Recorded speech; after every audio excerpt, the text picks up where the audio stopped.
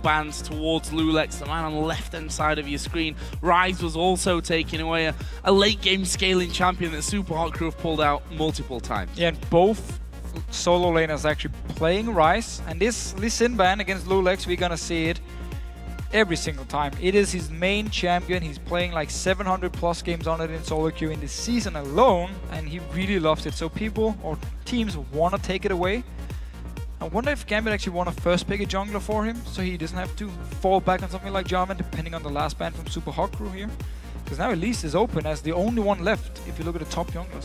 Yeah, tells me that Impaler may be considering someone else, whether that's to go towards Vi that we saw in the last game, whether that's Jarvan maybe from yesterday that Loulex ended up playing. So Impaler actually used to pick Jarvan over Lee Sin, except for yesterday where he picked Lee Sin himself. So it could just be a Jarvan pick, and now you have a Yasuo already. So if you pick Jarvan, you have a great comp. If you pick Vi, you have a great setup as well. A lot of options now jungle-wise for Super Hot Crew, even though they gave Elise away. And a lot of teams choose to ban Yasuo against Selfie for a very good reason as well. We've seen games where he's absolutely wrecked people. First one being early season against Alliance, and they'll also take Gragas, which, you know, whether it's Vi or whether it's Jarvan in the jungle, Gragas adds another knock-up in there for Mimer. And for Selfie. Yeah, such a good top laner, Gragas. Very, very popular in all regions now. He's a very safe laner. He brings a lot of utility. You can build him many different ways. We saw Overpower in the last game go full AP, except for, well, it was of course still AP with the Hourglass, but it was his only defensive item. He just went full AP. We have seen tank Gragas. We've seen a mix of everything. There's so many ways you can build it, and of course, the synergy with Yasuo is perfect just to set up these team fights. And Genja, he needs to pick an AD carry now who can dash or jump away. Otherwise, he's gonna be such an easy target to lock down. And I would even suggest something like a Morgana would work really well against this Gragas, but seems to be Nami for now. Well, dash or jump away, and one with huge range is what he could get here with Caitlyn with that 90 caliber net as well to give him a bit more safety. That is in fact going to be locked in for him, along with Nami for Edward in the support role. So it's a very good lane they have here, a lot of long range poke with or from Caitlyn, and with the E from Nami to make the auto attacks even stronger. You have the sustain from the W, the main thing on Nami. 1 year ago when I used to play her, you always maxed E and you just have full focus on trading or let your AD carry win the trades. Now you max the W, so you have to sustain, you have to heal. And making a very, very good bottom lane, so might be the focus from Gambit saying we lost the bottom lane yesterday, we need to make sure we have a strong lane today so they can handle themselves. And then Loulex can focus on the top lane and the mid lane and just leave Edward and Genja to do whatever they need to do. Well, we'll see what the Super Hot Crew go for. MrRalleZ, one of the, I think, biggest celebrated newer talents to come through into the LCS, certainly in that AD carry role. See what he decides to actually go with. Rengar, you know, we forgot here that Rengar was, of course, banned out, globally banned out last week. Came back in this week after 4.11 fixed the problems with his Q, and that's going to be locked in here for the Super Hot Crew. Going to go into the jungle there with Impaler. They'll also lock in Corki. And Rengar, a bit like Gragas, you can build him many different ways too. I mean, you can go Farewell Flare, you can go a lot of damage and just try and instant kill a squishy target. You can build tanky, get a lot of cooldown reduction, and then focus on engaging. And you have your E, the snare to engage with. And then when you have all the cooldown reduction, you're gonna get it up with the 5 stacks more often, and then you can lock down even more targets, of course. Wow. Gambit going with Fizz and Yorick here for this one. This is not, well, I mean, this is not Gambit anymore in terms of the Gambit that we can really say we're used to. Obviously, we've only seen one game so far with these 2 new players in, but Fizz in the mid lane for Nick. Nick's a player who's constantly brought out more passive champions where he can farm up, stay quiet, bring a lot of utility later on. This time around, going to be going with Fizz and Yorick for Kubon in the top lane. So we actually saw Yorick against Gragas yesterday, and Yorick is supposed to win when it comes to farm, but they can't really kill each other. They need some jungle help to set it up, where Gragas is a lot better at setting up jungle ganks, especially once you hit level 6. Because you can't even predict when he's going to ult you, and if the jungler joins in, you're just in a very bad position. So we need to see if Impaler wants to pay a visit to the top lane, try and get a few kills on Kubon up there on the Yorick, and therefore get Mimer rolling as well on this Gragas here. But very straightforward. This is a Gragas support. Gragas support? Well, I mean, Didn't really expect that one to come out, considering how often we're seeing Gragas in that top lane, in the mid lane in the last game. Edward, the only one that's really played Gragas support to a big level. I think Nif might have played it once. Yeah, he played it once. Earlier on in the split, but it is going to be KaSing playing that support Gragas here, and obviously feeling that Shyvana was a better match for Mimer in the top lane up against Kubon, and you still get the knockup whether it's got the damage there or not. What's a great thing about early picking Gragas, you can set him in mid lane, you can set him top lane, you can put him support, so they could just choose whatever they wanted to here. And Corki Gragas, I mean, it's also a very, very strong lane because Gragas is so hard to kill. He's so tanky, he's just going to body slam in your face over and over. Can be very hard for the squishy Nami to deal with, but we need to see the poke will definitely be in favor of Gambit with Caitlyn and Nami in the laning phase, but the all-in potential from a Corki and a Gragas is going to be very, very dangerous. Some very interesting teams coming out here, but with those comps, guys, do you still think that the Super Hot crew are going to come out ahead? Tweet at LOL Esports with hashtag GMB win or hashtag SHC win, and we'll see if those lineups manage to sway your votes at all. Said it before, 60-40 was in favor of the Super Hot crew from LOLesports.com. What do you think, Officio? Well, from looking at the team comps, we need to see if this Yorick and Fizz. I mean, we saw Yorick again, we saw it yesterday. When it comes to team fights, you don't do too much. I mean, it's mainly about your ult here. You don't really have enough damage to take down a target by yourself. You're just going to be a super tank. You have your ult then to either put it on Fizz or Caitlyn. It's very good against Yasuo, because if Caitlyn gets caught out of position, you put the ult onto Genja, and he will, of course, come back to life. So we need to see how they want to play these team fights from the side of Gambit, because they do have a lot of late game potential with both Fizz and Caitlyn. Yeah, if they get rolling, especially from Fizz's side of things. We've seen it time and time again that if you get a good start, you're going to be a beast going forward. The opposite way around counts as well. If you don't get going, it's going to be hard, but we're going to find out here as we get into game. Gambit versus the Super Hot crew, and Gambit looking for their first victory here with the two new players, Kubon and Loulex, coming in to replace Darian and Diamond, two legends in the League of Legends scene. And no doubt that, as we've said at least 3 or 4 times now, that those shoes are so hard to fill. But we're actually going to have a little listening back to Champion Select here and listening to Gambit, to Super Hot Crew's reaction to that Yorick pick. No, anything but Yorick. I really don't want to play against it. Oh my god. Like, okay, it's his mid. There's one thing I don't want to play against. Yeah. Well, we all know it. Nobody wants to play against Yorick. This champion is so annoying to deal with. Especially because the only way you can avoid the damage from the ghouls is if you run into the bush and then you like force them to go back to the minions, and it's... he's even like, he has Flask, he has Mana Potion, he's just gonna spam them in your face over and over and then smack you with the shovel. I mean, damn you, Yorick. Damn you, Yorick. Pretty much what Mimer was thinking there as well. Didn't want to play against it. He's going to have to play against it though here. Kubon selecting this one around. Let's have a look down some of the other summoners here. Nick going Flash and Ignite in that mid lane compared to Selfie, who's actually picked up Barrier this time around. So very aggressive by Nick. We saw Overpower yesterday play with Teleport. We saw Kerb as well play with Teleport on Fizz. But Nick wants the Ignite here for the one-on-one potential, for the early pressure, and forcing Selfie into barrier. So he knows at least the all-in potential from a Fizz is very, very scary. And I really want to see this bottom lane here, because obviously Gragas has some pretty good poke. But I'm not sure if Gragas and Corki can outpoke the sustain from a Nami, and then with the Caitlyn. We actually need to see how it goes. Normally, if Edward does max his heal, should be able to heal up most of the damage.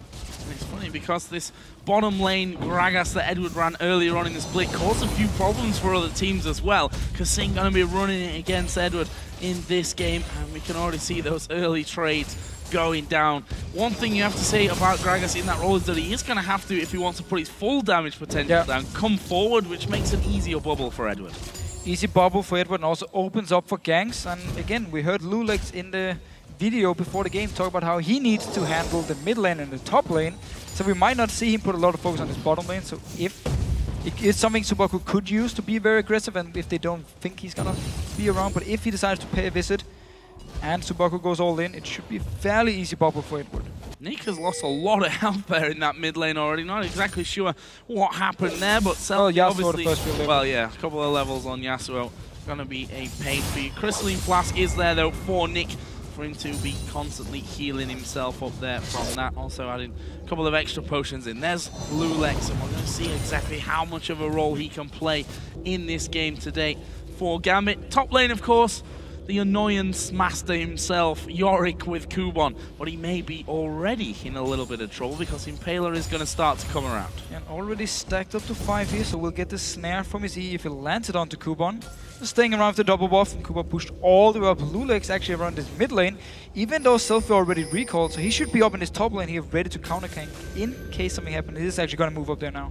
Ward's down already. He's actually staying. They're waiting there and maybe wondering, okay, do I want to go top? Do I want to go middle? He's kind of halfway in between them. Look at that, a ping on the minimap right on top of his head. So they know that Loulex is going to be around there. Yeah, he needs to be a little bit careful. Rengar is going to come around the corner. Doesn't look like Impaler wants to have too much of a fight. Although they need to be careful in case Yasuo decides to come around that side as well.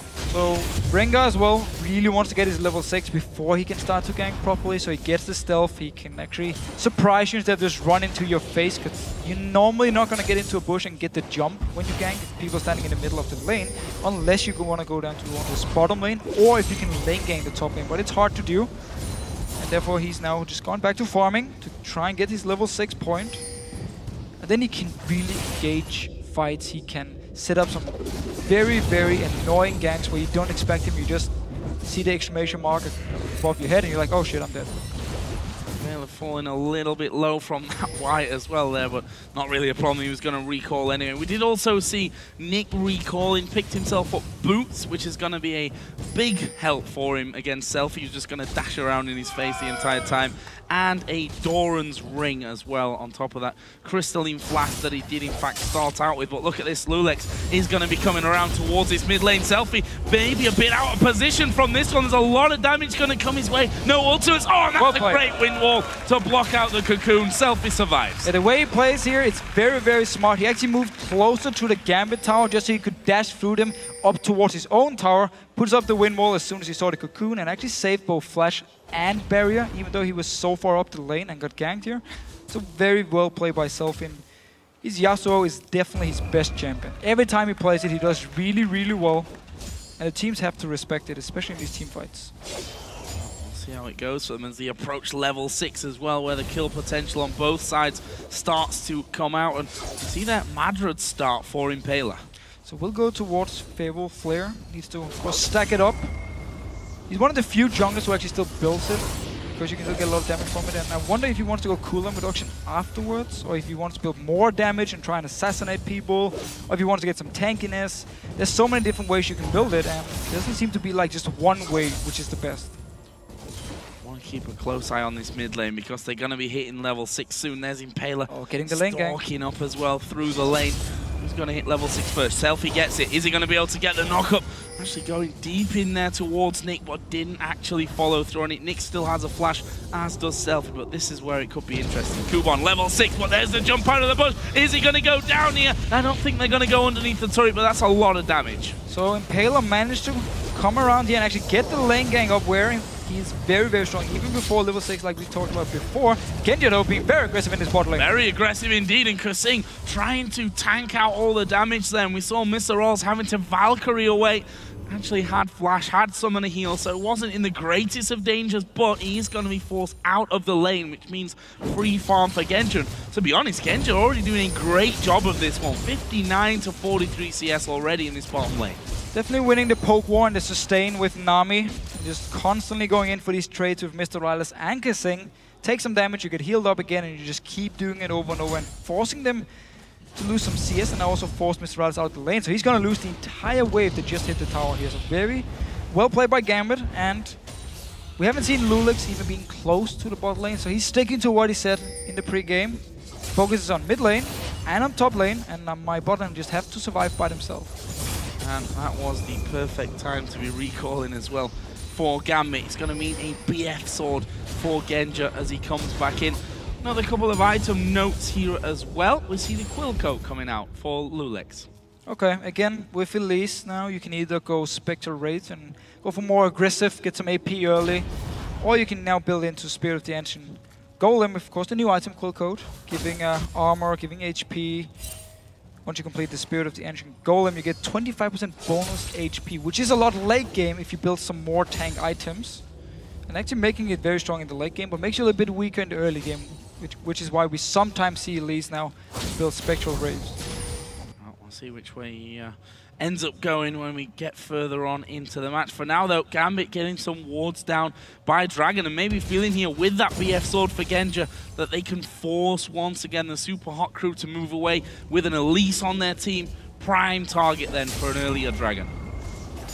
Very, very true. And Nick going towards Selfie again because Loulex is joining in. Oh, Ultimate actually going to miss here. They're going to go towards Selfie, who's down at half HP. Does have his flash. He'll use it at the last second. There's the wind wall coming in. Here's Not enough kick. Nick is going to get the kill. Impaler dives in as well at level 6, but he's not got the damage to get it. And Nick flashing away, using Ignite to get the kill. Nicely done by Gambit. And the best champion for Gambit to get the first blood on was Fizz here. They really need Nick to get going so he can just become this absolute monster late game. Great start here. Second time Loulex came into this mid lane.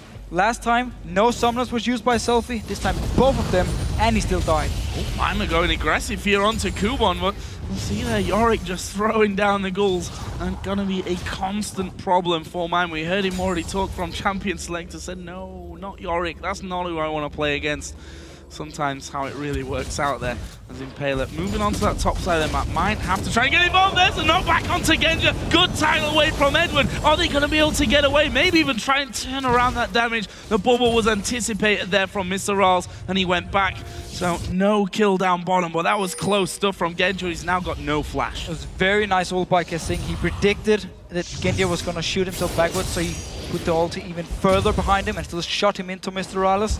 Managed to do a lot of damage, and it was the all-in potential we saw here from SUPA Hot Crew, and very nice tidal wave from Edward as well. And we see the vote from you guys on Twitter, 64% to the SUPA Hot Crew. So actually, a few more of you favouring them after seeing these bans and picks. It's clear to see why, to be honest, when you got the likes of Selfie on Yasuo. You can see that Rengar coming out of the jungle for Impaler, but this bottom lane, if we look at that so far, Gambit looking a lot better than they were yesterday, that's for sure. 96 to 75 CS, Genja ahead of MrRalleZ.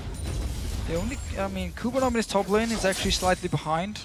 Mimer did, of course, get the gank from Impaler where they forced the flash, and we actually see Gambit now moving towards this Baron.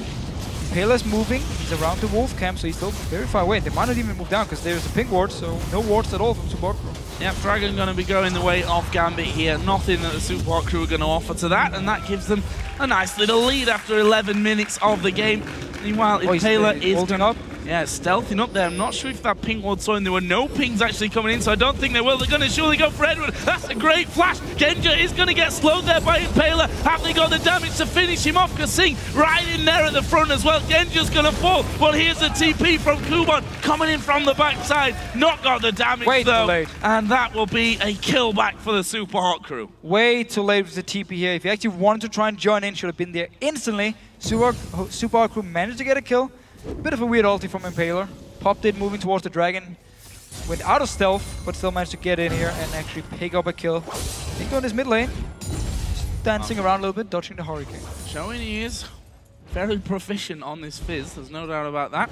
As you'd expect all the mid laners to be at this level. I can't really say that there's many players in the mid who can't bring that Fizz to the table when needed. Meanwhile, Mimer, because of that teleport, having a bit of free time to farm up without the annoyance of that Yorick, who's gone mana immune first item. Mimer is actually going to be building Blade of the Ruin King, but you see there that Kubon already causing him a couple of problems. So full focus from Mimer on being able to sustain himself in this lane, because he takes so much poke from Yorick. And he's actually been farming really well. His TP will be ready just a few minutes.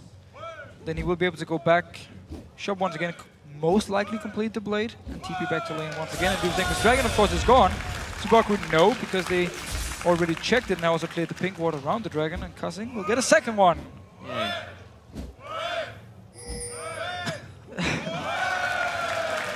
Well, 2 pink wards in a row. Always nice. And Gambit still hold on to an 800-900 gold lead. Blue buff will be going over to Nick, so a bit more mana regen for him in that mid lane. The top lane Impaler did just come around, but Kubon was actually sticking to his turret here. No risks really needed from his side, although you look at the farm, That teleport obviously playing into that factor a little bit as well, but Mimer doing a fantastic job of the farm at this point. And he's actually going to save his teleport. He backed before he was ready, so he's going to return to lane here. And there's no teleport on the side of Kubon, so we could see SUPA set something up here. They're going towards Edward. Big barrel once again. Edward taking a lot of damage. It's a good bubble. I'm not sure it's enough to save him. KaSing with an auto attack there will get another one for the Super Hot crew down bottom. Great all in here. The flash was used by Edward when once Impaler ganked before. So there's no chance for him to actually avoid dying once the ult hit from KaSing. And again, the all-in potential from a Gragas and a Corki is very, very scary. So, Wriggles is done here for Impaler. I think that was done a little bit earlier on, obviously. And we'll see then how many, or how quickly he can get himself up to that Feral Flare. We'll be wanting that for that extra damage coming out, but 19 so far, stacks. 19 stacks, so still a little bit of a way to go on that one. But certainly, Impaler maybe not had quite the impact that he would have hoped for, but also got some tough lanes. The solos, if you look at them, Yorick, who's going to be able to slow you down and is generally pretty beefy anyway. Then you've got the mid lane where Nick's going to be able to dodge pretty much everything you can throw at him. Yeah, but it's actually been a pretty good game to have Rengar in because the lanes from SUPA have been doing so well. I mean, up in the top lane, Mimer's just farming away this bottom lane. They're now really starting to do well. They had some issues in the start where they took a lot of poke, but they're all Selfie here. Teleport coming in for Mimer. TP mid lane, Mimer gonna join in. Can he actually get in there? So knock up is onto Nick. Selfie trying to get in range for it there, but not able to really do much with it. Nick was down to less than half HP. Well, they weren't able to secure a kill and probably won't force Nick too far away from lane since he's got that flash to still keep healing himself up. Teleport and flash was used by SUPA Hot crew. Didn't actually manage to get anything. Okay, didn't manage to blow any summons away from Gambit. Just managed to save Selfie now. They're pushing on this mid lane. KaSing joining in and Impaler staying very, very near, staying very close. Are they going to go for anything now? Impaler has just cleared a ward out there, so Gambit knew that he was hanging around them somewhat. Edward also came towards that mid lane. KaSing is there. There's actually a cocoon landing onto KaSing. They're going to throw everything they've got in him. That's a lot of damage coming out. KaSing's still alive, but Nick will get a finisher. I don't think Nick will get away, though. Impaler will be able to finish that one off. And now Selfie getting right to the front. He still has the ultimate. There's a knockup, but decides not to follow through on it. Very good trade by SUPA crew, however. They lose the support, but they get a kill onto Rengar. Still going towards this Feral Flare. Should be very, very close now. And looking very strong, been farming well, and again, because the laners did so well by themselves, he didn't actually need to go and help anyone, except for the one time that his bottom lane where he picked up a kill, and of course he forced the flash from Kubon, but Mimer himself already did well in the lane and just been farming away, and he actually keeps extending his goal lead. Doing really well, and speaking of that really well, down in this bottom lane, the AD carries 150 to 135. Infinity Edge done for Genja. Just saw him use Ace in the hole there to try and force MrRalleZ a little bit off that turret as well. He's down to less than half HP, so whilst we've not seen any turret takedowns up until now, that bottom lane may be a prime target here for Gambit shortly, especially since Dragon's coming up in 30 seconds. Yeah, but this Dragon is really where SUPA crew are going to be so strong. I mean, Corki is a very good mid-game champion. Rengar now, because he has such a good start, he's actually building towards damage. He will be able to blow up a target if he gets towards it. And of course, Gragas support. We saw how tanky he was before. A lot of things were used before he actually went down. So this mid-game team fights are really going to be good for SUPA Hot crew. Impaler needs to be careful. Impaler is going to be in a lot of trouble here. That's a good knock-up, which didn't get the knock-up, but you get my point there. As KaSing coming across as well. Will he throw the barrel? No. Trying to just keep Gambit away from the front side of this Dragon. Let's have a look at top laners. Teleport available for Kubon. Mimer is already there, so he doesn't need to use that one anyway. He's already in position for the fight. There is the Dragon already down to half HP. TP from Kubon is going to come around. Can they hold on to it? KaSing going to be bubbled up. They're going to focus into him as Loulex dives in. There's the first kill on towards Edward. Nick also trying to go to the AD carry, but a good Valkyrie away from MrRalleZ will make sure that Nick goes down. He's going to have the ghost, but Kubon might fall. Genja will use his net to get away. Kubon does go down in the end, and that will be 4 kills here for Gambit. They're surely going to get themselves, well, they will get themselves a Dragon. Only Genja survives. So Gambit, they did the same thing yesterday. This time around, they were out of position. Genja was on the bottom side of the map. Notice your minimap. He's running from the bottom lane. The rest of the team comes from the mid lane. So he's completely out of position. He's unable to do pretty much any damage, which means there's only 4 members from Gambit in this fight. Beautiful knock-up. coming in. Selfie goes straight for it, picks up the first kill. You just see Corki here, untouched in the back, doing so much damage to everyone, and then the rest of SUPA crew can finish up the members. And we just talked about how good the setup is from SUPA crew in the mid game. We get the team fight, Gambit is out of position, could just have backed away, give the dragon away once they saw, okay, Genja is far away from the team. We don't really want to fight here. Corki is very scary at this point, Rengar is very scary. Yet they go in for the fight again, just like they did yesterday. Lost 4 members, lost the dragon, and now they're very far behind. Is this the problem that we mentioned earlier? The fact that Gambit... It's a shot calling problem. Shot calling problem. Is it a language problem as well in there as well? They've got a big mix of nationalities now. Obviously, former complete Russian-speaking team now speaking English, which I don't think is a problem at all for Edward. For Genja, that might be a little bit of a different story. I mean, we heard from Loulex, he's definitely not got the easiest to understand accent, I think, obviously, and that is a problem when you get a mixed nationality team. Don't blame accents. They are perfect. Accents are beautiful. Thank you. If you can understand them, and I think that might be the problem here. Very true. For Gambit. Could be the problem. I mean, Edward, he told me himself, Genji doesn't actually say anything, because again, he can't really communicate well enough in English, so he doesn't actually talk with the rest of the team. It's basically Nick and Edward trying to do as many calls as possible, and the new members just trying to fit in. Impaler though, he's kind of squishy here, with full damage. He might go down. Selfie's nearby though. Well, it's now invisible, so that shouldn't be too much of a problem as they're going to try and TP into this one. Nick was there, TPing onto the trap. Bit of an annoyance. They're going to get the tower, though. Gambit can't hold on to this one. That should be the second of the game for the SUPA Hot Crew. Extends their lead that little bit further as well. Look at mid lane. Look at mid lane. 2 members is moving in. There's already some minions. Get some damage on the tower. Next wave is coming. Kubon up in his top lane without teleport. Will be able to take the tower, but they need to defend here. Oh, they're going to go for Impaler. There's a knock-up though from Selfie on towards Loulex. Can they actually get the kill? There's a lot of damage. Here comes the rest of the team. Nick's going to go down as well, and this is a problem for Gambit once again. Genja will be focused. Good bubble won't keep Genja alive long enough. Mimer will chase Edward away, and maybe even Selfie can get onto him. Nope, not quite enough, and that's 3 for 1. Impaler loses his life. The SUPA Hot Crew get the tower though. So again, SUPA crew so strong in these early fights here, picking up some kills, got 2 bot towers. They did lose the top one, and Kubon pushing for the next. KaSing is the only guy who actually recalled yet to try and go and defend. Let's see if he can actually hold on to it. He will. Kubon's going to back away from this, knowing that, okay, couldn't get involved down bottom, no TP. But let's have a look at that one again. Started off with the engage out of Gambit. So it's actually a good engage, especially because 2 members from SUPA crew were in the mid lane, so there was a number advantage for Gambit, but they did manage to, or they managed to get 1 kill, and then the rest of the team just joined in, and they couldn't back out here. And as soon as MrRalleZ and KaSing joined, it was just SUPA crew picking up some easy kills. Oh, looking good here for Gambit. 6,200 gold behind, 10-3 in kills, 3-1 in turrets. Everything to measure the difference between these teams lies in the hands of the SUPA Hot Crew at this point, especially Selfie once again. 2-1-6 this time around, so far at least, with Yasuo. Got himself the Shiv from early, got Blade of the Ruin King in there now. Look at Mimer, Randuin's has done for him on top of his first item in the Blade of the Ruin King. You talked also about Impaler going damage here, Feral Flare, Hex Drinker, gonna have a Ghost Blade soon as well. If he jumps onto someone like Edward or Genja, he will destroy them so fast, and there's just so much damage on the side of Gambit. Sorry, on SUPA Hot Crew. You have Shyvana now being the tank together with your support. The tank Gragas is so annoying as well because you are so tanky. So you can simply have so much damage down your jungler, your mid laner, and your AD carry, which makes the team fights pretty much impossible for Gambit at the moment to win. They need to buy some time. Which is why they shouldn't be starting them off. Yes, right? Joe, yes. We'll see if they can keep out of trouble on that front, but that probably means giving up possibly another dragon here with 1 minute 25 until that spawns in. We see the SUPA Hot Crew sending a couple of men back. There's 1,000 gold on the AD carry and the support to spend.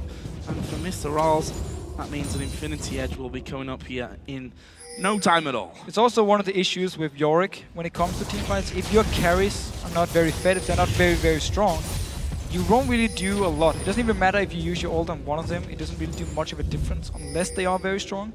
So he needs a lot of time before it's worth it, or before Yorick will be worth it in these team fights, because he needs Genja to have like 4 or 5 items and destroy people. Then you put the ghost on them, so you have 2 of him just spamming away. But before Genja really hits his late game point, this Yorick in the fights won't really have much of an impact. Well, it'll have even less of an impact if you look at that last fight where he wasn't even there. Very true. And your carries are already dead pretty much before he can get there anyway. So definitely some changes for these next encounters for Gambit have to come in. 25 seconds for Dragon. That may or may not be the next time that we see these two teams face off. We'll see if the SUPA Hot Crew get that one for free, because they will certainly be there for this next Dragon. The question is whether Gambit feel that they can even think about fighting for this next big chunk of gold. So Mimer is actually in base without teleport, but there's still 4 members from SUPA Hot Crew around the Dragon, and the blue buff just spawned, so Gambit sent up 2 members to take it. There was a pink ward, so SUPA Hot Crew knows. 2 members are gone, let's just take this Dragon. And also against, or this time, smart enough by Gambit to not even move towards it and try something, because SUPA Hot Crew will be able to engage fights with Rengar. Just stealthing up, even though you feel like you're far enough away, he might be able to get to you, lock you down, then the rest of the team joins in. Ulti from KaSing will throw you back and you're dead. Especially if there's bushes around for him to just be jumping on you there. We'll see how this one goes. The Dragon did go to SUPA Hot Crew, as you saw Gambit not interested in fighting for that one. I think they've made the clear call that fighting is not something that they're in a position to do right now. Another advantage of having Yasuo in that mid lane, we're seeing the blue buff going over to MrRalleZ here, which can certainly help him out on Corki.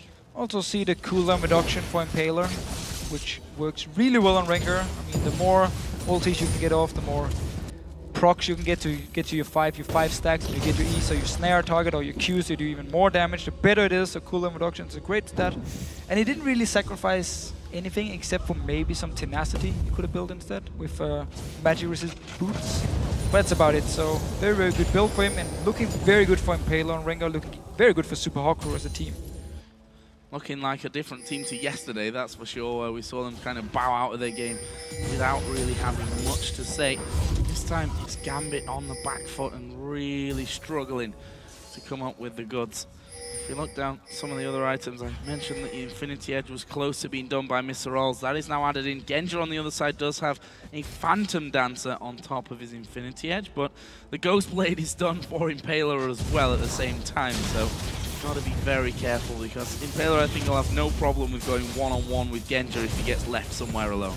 So when looking at the comps again, I actually don't even think Gambit is stronger late game compared to SUPA Hot Crew, because there's so much damage on the side of SUPA Hot Crew, because KaSing and Mimer will be so tanky, and it's going to be hard for Nick to kill anyone, and again the Yorick doesn't really do any damage in the fights. I actually feel like SUPA Hot Crew completely outpicked Gambit in this game. Well, that's not a good sign, especially when you fall this far behind as well. 26 minutes in, and we're approaching 10,000 gold lead. And you see that Gambit's scared to move away from that inner turret in the mid lane, the inner turret in the top lane, and the SUPA Hot Crew have started to gather somewhat up on towards that top side of the map, which could signal that they're going to be baiting out towards Baron, which they don't really need at this point, but they certainly take another fight if they can get it. They're just setting up the Rengar, ulti already used by Impaler, but it would back away. Oh, 2 members out of position! Oh, out of position completely. MrRalleZ going to take a lot of damage. Actually, Loulex gets that kill, but Nick now will be in trouble as well. Impaler's going to flash away. Can they get the finisher? There's the Zhonya's Hourglass used. This is actually decent at the start for Gambit. Nick will surely go down. There is Selfie, and can he now complete the kills on the rest of the team? Nick in ghost form there, thanks to Kubon. Still causing them problems. They do finally go towards Kubon. Oh, but Nick still running problems for them there at the back. Selfie will finish off Kubon, or Mimer, who will take it for the killing spree. And in the end, it leaves a 3-on-2, this time though, in favor of Gambit. But such a messy engage by SUPA Hot Crew. MrRalleZ, he jumped over the wall as Corki into the face of Nick and Loulex and just died very, very early on here. And the rest of SUPA Hot Crew, they tried to come in and help him, but they were far away. They were out of position here. So good team by Gambit. We see it again here. Loulex and Nick. MrRalleZ jumps into their face. He just gets bursted down. He tries to flash away. Still, he's so low at this point, he will die. And look at the minimap here. Everyone just trying to come into this fight to join it.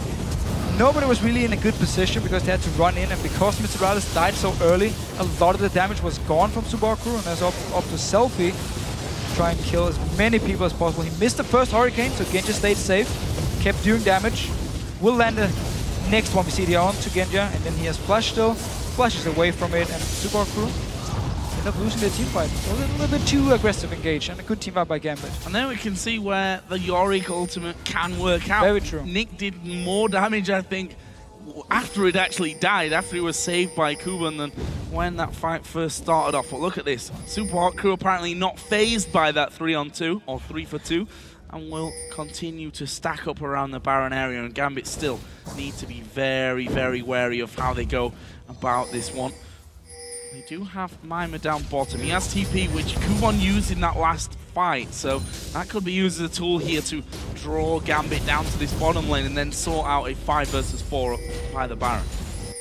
And just pushing it away here. Top lane already pushed out by Selfie, now moving into join with the rest of the team, and they're waiting for this bot lane to push and hopes Gambit sends someone down to defend it, and then they go straight for Baron. Selfie actually already started. Kubon is down his bottom lane. No teleport. It's gonna be 4 members only for Gambit to try and defend it. None of them are actually moving. Well, there's the fight. Now they pinged. They pinged onto Impaler. They saw him, but it's gonna be Baron. Yeah, this is going down before Gambit can do anything about it. And again, Kubon will be thinking, damn it, if I only had my teleport. The rest of Gambit were a little bit slow to react to that one as well, but it's the first Baron of the game going over to the Super Hot Crew, and that will almost give them that 10,000 gold lead.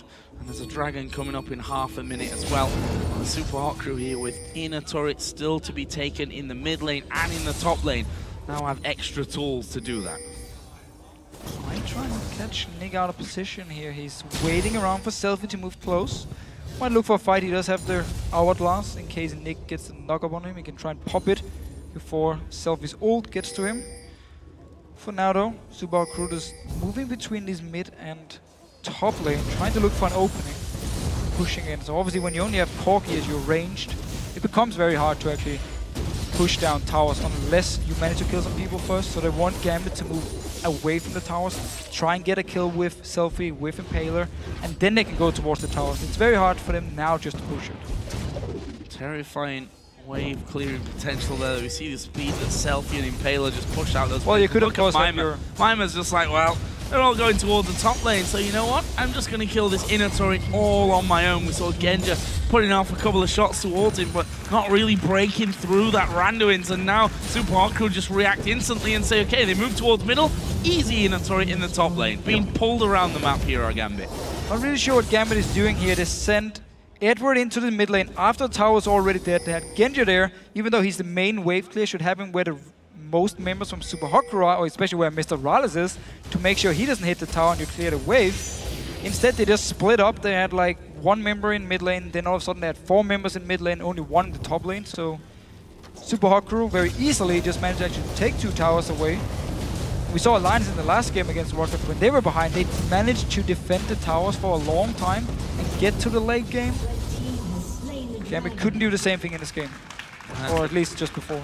Yeah, and a third dragon going down here for the Super Hot Crew, and leaves Mimer with 2,600 gold. There's 2,300 for MrRalleZ to spend, so they're going to be picking up a couple of big items when they go back home to, or certainly maybe the start of a couple of big items when they actually go home to be spending all of that gold, which they just indeed have. We see there for MrRalleZ, Infinity Edge, Trinity Force, Last Whisper, got a Negatron Cloak as well for a bit of protection, mostly against Nick there. And there's a Banshee's Veil now for Mimer, along with a Giant's Belt as well. So Super Hot Crew been back in base, buying, picked up had quite some gold from the Baron, from the towers they just took here. Let's see what they want to do. If they want to try and do the same thing, where they split up in multiple lanes and push all of them down, and because they are so strong, they should be able to win the 1-on-1 and 2v2, whatever small fights they'll have around the map. And if they do win it, they can then take a tower afterwards, and they are actually splitting up. Mimer down this bottom lane, has teleport ready in case he needs it, and 4 members from from Super Hot Crew up in this top lane. Well, one thing that helps here for Gambit is they do have the teleport back available for Kubon. And we see their Mimer actually TP'ing up towards his top lane. So it looks like they're going to go for it. They're just going to take this tower. Gambit completely leaving that one there for the Super Hot Crew. And That leaves an inhibitor completely exposed to them now. Mimer on the front side, not really too scared of getting in. There's the dive coming around, tidal wave will come in. We see Nick using his Zhonya's, does get the ghost there from Kubon, but one by one, they're being destroyed. Selfie gets himself the double already. Now they're going for Edward, who will flash to try and get away, but Mimer got the damage to kill him just before the fountain. MrRalleZ can hold Genja there away, and that will be 4 men down for the Super Hot crew. And they're just going to go straight towards the win here, surely. The minions are coming in now. Will there be a cannon wave? No, just standard minion wave coming. They might try and take a tower. Let's see what they can do. Genja, the only one that can stop this one from happening, but the tower's going down so quickly. Windwall will stop Genja from being able to really do much as well at the side. Both Nexus turrets go down. No one's spawning in quick enough, and the Super Hot crew get back to winning ways, taking down Gambit. So everything for Gambit in this game here boils down once again to them picking some wrong team fights in the early game when they're not strong enough to fight. They go for the fights anyway, they're out of position, they lose the fight, give up a lot of kills, give up a dragon, and just fall so far behind in goal, and then they have to sit back and try and farm, and it's too easy for the other team to just take control of the map, take every single buff, take the Baron, and just push down the towers. And the coordination, the shot calling from Gambit is definitely not where it needs to be. Well, we also have to, I guess, give them a little bit of slack as well. This is a team that's now got 2 new members pretty much since yesterday. I'm not sure exactly before that how much real practice time they've had. Very true. This, I mean, 2 members, especially when it's a jungler and a top laner. The jungler in particular, I think it's gonna take time until they really get into the flow of things. And when you replace 2 legends or veteran members in Diamond and Darien, yes, of course, it's gonna be hard, but we can't really look at it and say, yeah, it's gonna be okay, because the season is almost over. Yeah. There's no time for it to be okay. I mean, they might just be looking towards relegation and say we have enough time to prepare the team for relegation now, because playoffs for them are looking almost impossible. They need to really start winning pretty much every single game, and then for the last Super Week, they have to pick up 4 wins if they want to go into the top 6 point. So they don't really have the time to just say, yeah, it's going to be fine.